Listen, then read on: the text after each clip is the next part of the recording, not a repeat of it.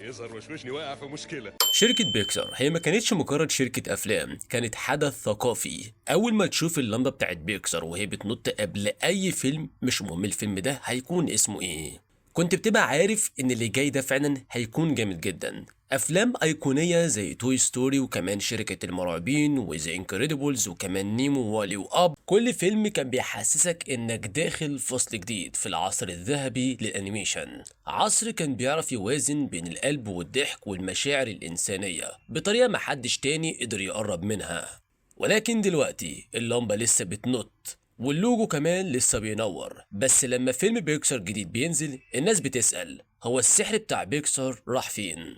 واحدة من أول وأهم نجاحات بيكسار كانت سنة 1986 مع الفيلم القصير اللي يسمى لوكسو، اللي كان على لمبتين مكتب متحركتين، وكان وقتها ثروة حقيقية في عالم الجرافيكس بالكمبيوتر. وما تنساش بقى لو انت أول مرة على القناة تعمل سبسكرايب شير كومنت لك علشان خاطر ده كله بيساعدني ويدعمني، ويلا بينا نكمل. على العموم الفيلم ده بيوري الناس قد ايه الكمبيوتر يقدر يطلع مشاعر واحساس حقيقي. بعد كده بيكسار كملت تعمل افلام قصيره زي مثلا ريتش دريم وكمان 1020، وكل واحد فيهم كان بيثبت ان هم عباقرة في ان هم يخلوا حاجات عادية جدا يبقى لها روح ومشاعر تأثر فيك. وفي الاخر بيكسار دخلت في شراكة مع ديزني، والتعاون ده وصل لولادة اول فيلم طويل ليهم وهو فيلم توي ستوري. كان كمان أول فيلم في التاريخ يتعمل كله بالكمبيوتر، ومن اللحظة دي بيكسار بقت هي المستقبل. ففيلم توي ستوري هو ما كانش ثوري علشان خاطر بس معمول بالسي جي اي، هو كان ثوري علشان كان عنده روح. دي كانت لعب بتسأل نفسها هي دورها ايه بالظبط، هي مين، وهل ليها نهاية؟ بس كل ده متغلف في فيلم كوميدي خفيف وفي النهاية متوجه للأطفال. مين فيكم جاب خريطة العمليات دي هنا؟ الفيلم ده قدر يحقق حوالي 400 مليون دولار في العالم، بس الأهم من الفلوس إنه أثبت إن بيكسار تقدر تعمل اللي ولا استوديو غيرها قدر يعمله، أفلام تكلم الكبار وكمان الصغار في نفس الوقت. وفي خلال ال 15 سنة اللي بعد كده بيكسار ما قررتش النجاح فقط، دي بنت إمبراطورية كاملة عليه، بقت نوع لوحدها. من 1995 لحد 2010 بيكسار كانت ما بتهزرش، كل فيلم كان عن حدث مهم، وكان بقى في وعد انك هتضحك وتعيط وبعدين تعيط تاني عادي جدا. دي ما كانتش مجرد افلام كرتون حلوة، دي كانت كلاسيكيات حديثة، لحظات اتزرعت في ذاكرة ملايين الاطفال، بل وكمان ساهمت في تشكيل شخصيتهم عشان خاطر الدروس اللي اتعلموها عن الحب وكمان الاخلاق. الميزة هنا ان الاستوديو كمان ما كانش بيخاف يجازف، عملوا فيلم عن فار فرنساوي نفسه يكون شيف، وقصة حب خيال علمي صامتة بين روبوتين، ومقدمة فيلم كاملة عن موت زوجة كأنها فيلم قصير لوحدها. فبيكسر هنا كانت بتدي الأطفال أول أزمة وجودية في حياتهم، وفي نفس الوقت بتدي الأهل فرصة يفكروا في حياتهم هم كمان. طيب هنا بقى بحلول 2010 بيكسر ما كانتش فقط أحسن استوديو أنيميشن في العالم، دي كانت أكتر استوديو ثابت المستوى في هوليوود.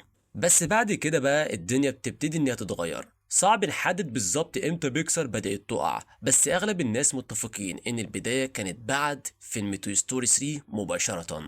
ففيلم زي ده حسس الناس انه نهاية مثالية مش للشخصيات فقط، لكن كمان لأول مرحلة في تاريخ بيكسار. وبعدها على طول وصلنا لكارز 2 نزل سنة 2011، والفيلم ده بقى يعتبر كان أول فشل نقدي حقيقي لبيكسار، والسبب طبعا كان واضح جدا، الفيلم ده ما كانش عاوز يبقى ليه معنى، هو كان عاوز يبيع فقط لعب.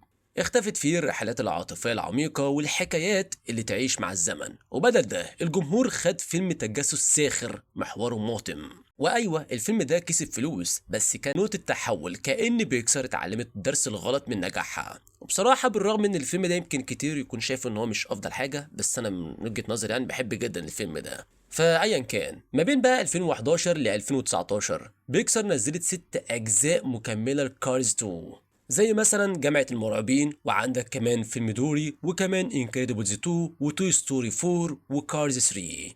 النوع اللي كان مرتبط بالابتكار والافكار الجديدة بقى مربوط بالحنين للماضي، والجمهور حس بده فعلا. وقلنا وقتها يا جماعة ما نكبرش الموضوع، دي بس فترة هبوط وهتعدي. لو العصر الذهبي لبيكسار انتهى مع توي ستوري 3، فأزمة الهوية بدأت مع ذا جود ديناصور، وده كان سنة 2015 نفس سنة انسايد اوت.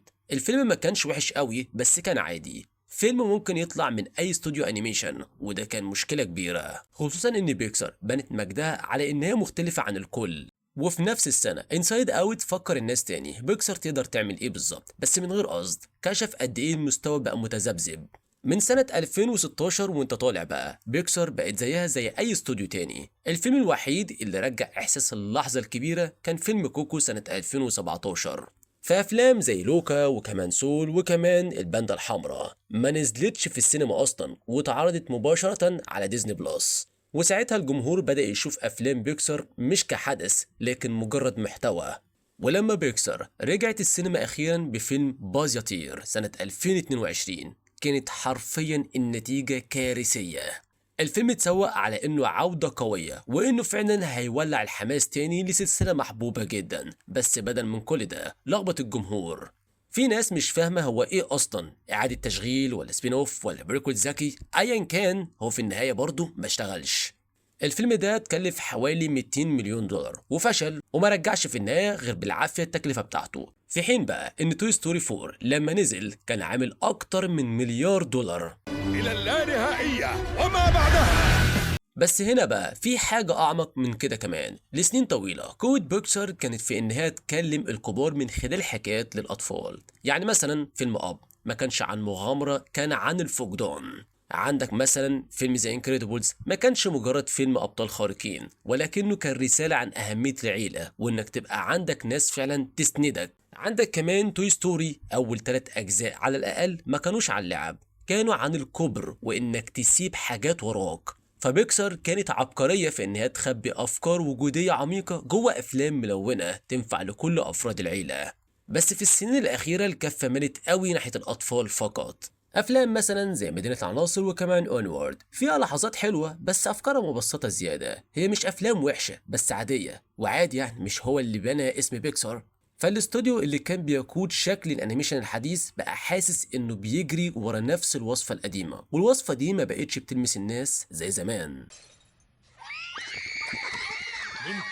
فالدنيا بيكون قاسية فعلا على المواهب الجديدة والافكار الجديدة كمان، والجديد دايما بيكون محتاج دعم. وفي وقت من الاوقات طريقة شغل بيكسار كانت شبه الاسطورة. كان عندهم حاجة تسمى فريق الخبرة، ودول يعتبر كده مجموعة مخرجين وكتاب كبار بيقدموا نقد صريح جدا لكل مشروع. دي كانت الخلطة السرية. ولكن هنا بقى مع توسع بيكسار وخروج كتير من العقول الأصلية النظام ده حرفيا بدأ ينهار. فبدل دايرة إبداع صغيرة ومترابطة، بيكسار بقت ماكينة شركات كبيرة وتحت رقابة ديزني طول الوقت. ولما يكون بقى مطلوب منك فيلم كل سنة ومحتوى كمان قصير وأكتر كمان من سبين أوف لديزني بلس، الضغط هنا على الابتكار بيتحول لضغط على الإنتاج. فكان في وقت لما لوجو بيكسار كان أكتر من دعاية، كان معنى ثقة. فمش مهم الفكرة كانت إيه، فار مثلا شيف ولا ربوط زبالة ولا وحش في الدولاب، كنت عارف إنك داخل تشوف حاجة إنسانية بجد. أنا صديق.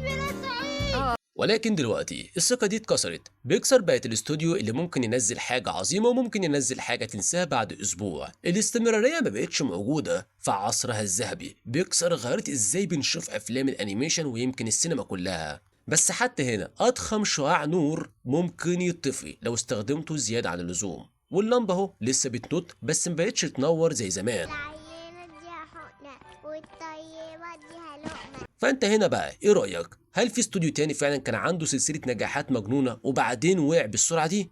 فكالعادة طبعا هستنى رايك في الكومنتات، ولو وصلت لحد هنا اول مرة على القناة ما تنساش بقى سبسكرايب شير كومنت لايك علشان خاطر ده كله بيساعدني ويدعمني، واشوفكم الفيديو اللي جاي. سلام. ده عيد ميلاده الأسبوع اللي جاي. هي ايه الحكاية؟ هي أمي عندي خرفت؟